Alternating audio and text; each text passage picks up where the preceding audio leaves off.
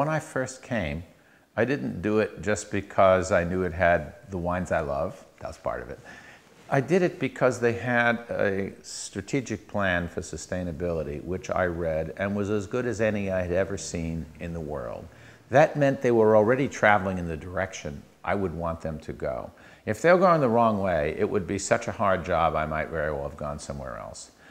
What the report didn't do is have a lot of specific concrete steps about action.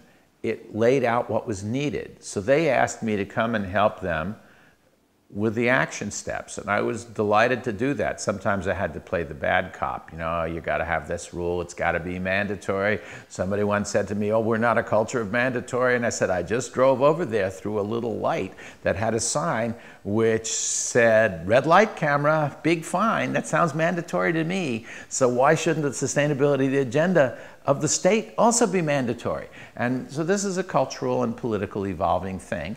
And the fact that the state wants to move that way is great.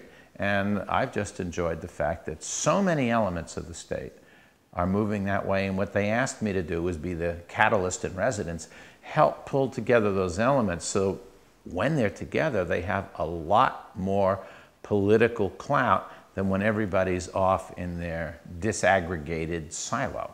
So I think getting people together and using the residency as an excuse to do that, and the Premier and Cabinet's endorsement of most of the suggestions, I think that really, adds to the momentum of the state traveling faster and further in the direction it already wanted to go.